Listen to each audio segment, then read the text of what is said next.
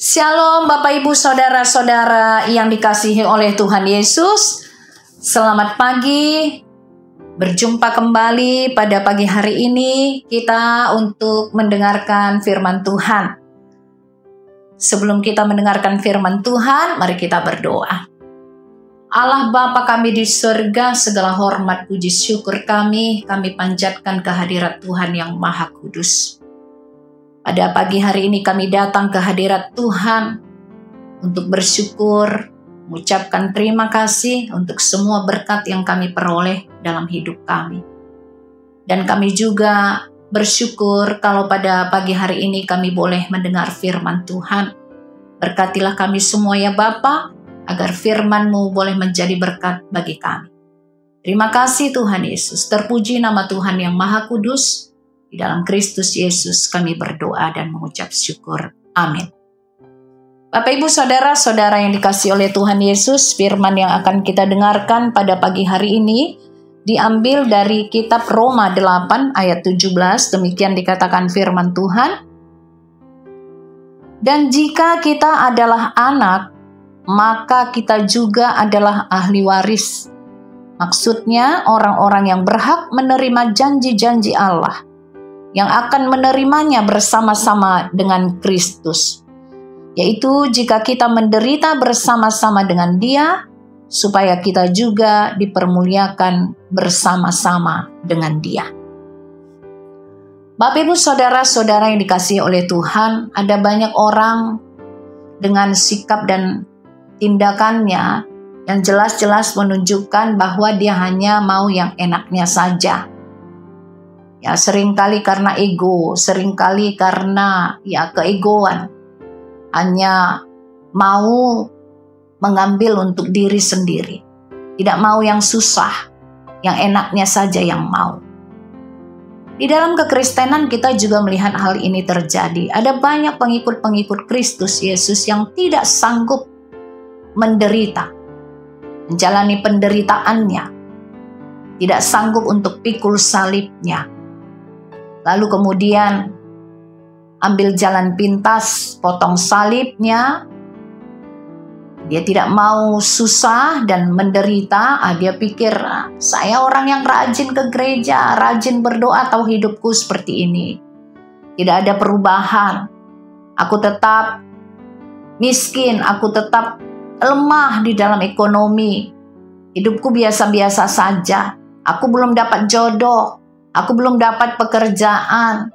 Ternyata hidup kami seperti ini terus. Ada yang salah? Jelas ada yang salah di dalam hal itu, Bapak Ibu Saudara-saudara. Karena jikalau kita hidup menderita, tentu itu bukan karena Kristus. Adapun penderitaan pasti akan segera berlalu kalau kita sungguh percaya. Kita sungguh memohon penyertaan Tuhan, maka berkatnya pasti akan turun kepada kita. Di dalam hidup ini tidak mungkin mulus-mulus saja, pasti ada penderitaan. Tetapi setiap orang yang bertahan di dalam Kristus, yang tetap bersandar kepada Tuhan, berpengharapan kepada Tuhan, yang yakin kepada Tuhan, sungguh percaya dalam iman yang hidup, pasti akan memperoleh penyertaan dan pertolongan Tuhan.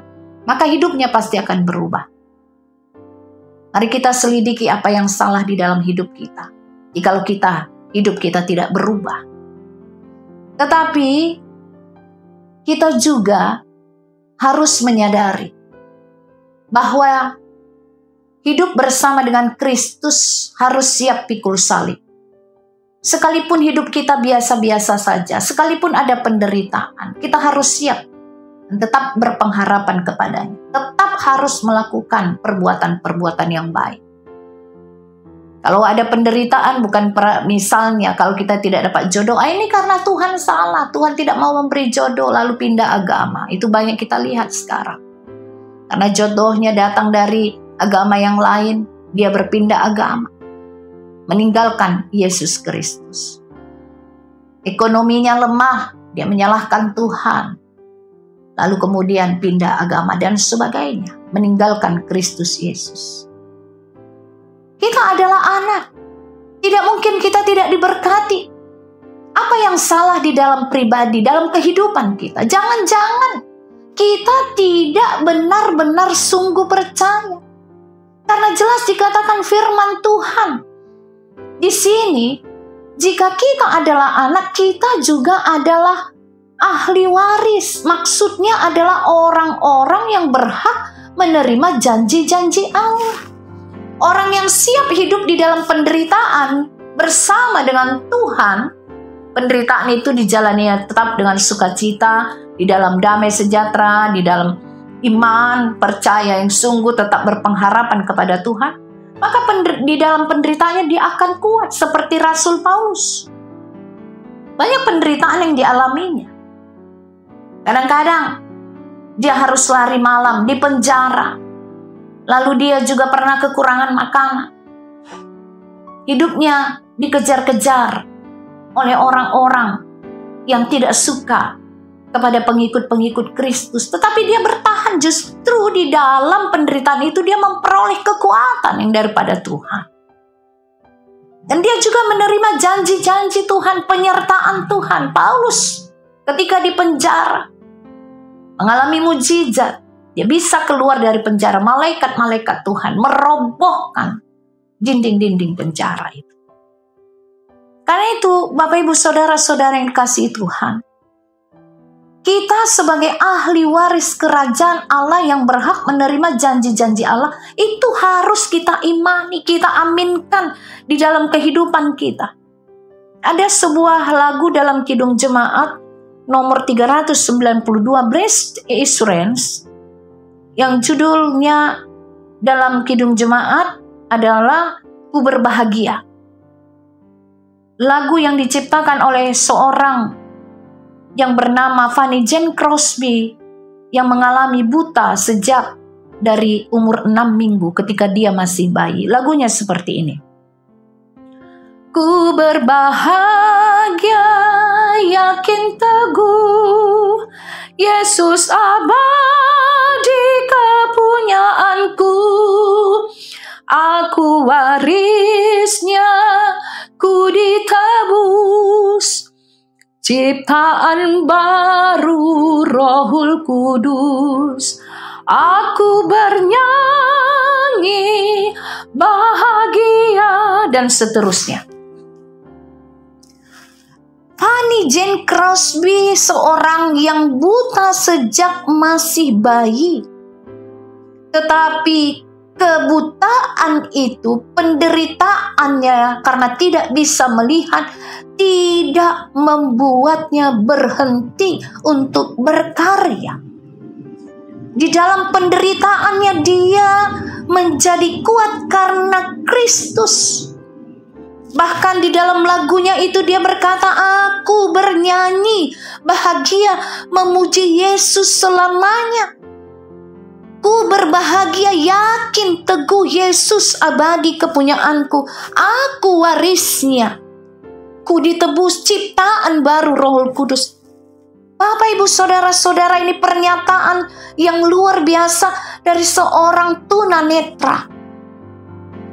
Yang seharusnya kebutaan itu bisa membuat dia menjadi malas untuk berkarya. Kebutaan itu bisa membuat dia berputus asa dan kehilangan harapan. Kebutaan itu bisa membuat dia bersungut-sungut. Kenapa Tuhan pilih kasih kau aku yang diciptakan buta? Tetapi ini adalah hasil perenungannya akan kasih Tuhan. Yang diperdengarkannya, perenungannya itu diperdengarkan melalui sebuah lagu dengan kata-kata yang indah yang tertuang dalam syairnya.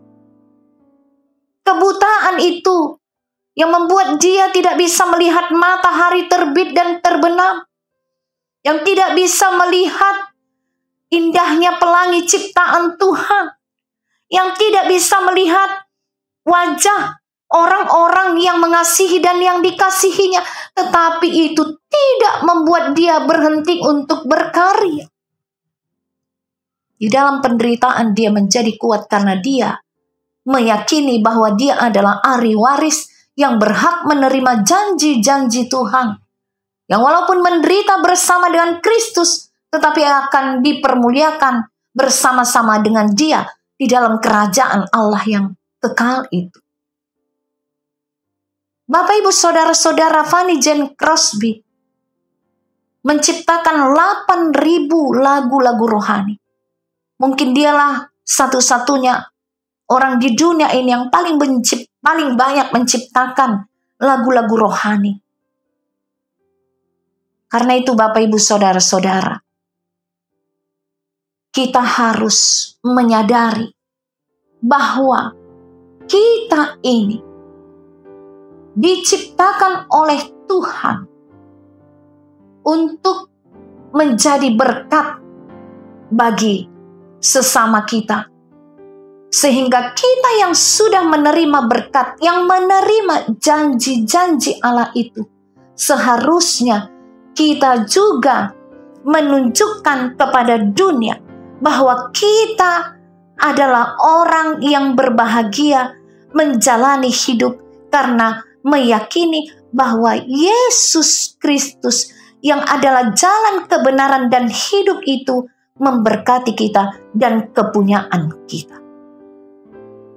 Karena itu Bapak, Ibu, Saudara-saudara yang dikasihi oleh Tuhan, maka kita harus sabar dalam penderitaan kita. Di dalam melewati penderitaan kita, kita harus menang. Yesus juga menderita. Tetapi penderitaan Yesus justru membuat kemenangan kepada kita, orang-orang percaya. Karena itu, mari kita mempercayakan hidup kita sepenuhnya kepada Yesus, serta hidup melakukan firman-Nya, dan meyakini dengan iman yang sungguh bahwa kita adalah ahli waris, orang-orang yang berhak menerima janji-janji Allah. Amin. Kita berdoa. Bapa di surga, terima kasih untuk firman. Kami sungguh berbahagia mendengarkan firman Tuhan yang menyatakan bahwa kami semua pengikut Yesus adalah ahli waris kerajaan Allah. Karena itu kuatkan kami untuk melakukan firman-Mu, tetap bertahan di dalam penderitaan kami. Karena penderitaan itu akan membawa kemenangan bagi kami. Dan kami akan terus kuat untuk menjalani hidup kami sekalipun ada penderitaan, sehingga kami mampu bertahan. Tetap berpengharapan di dalam Kristus Yesus Tuhan kami. Terima kasih Bapa. Di dalam Kristus Yesus kami berdoa. Amin.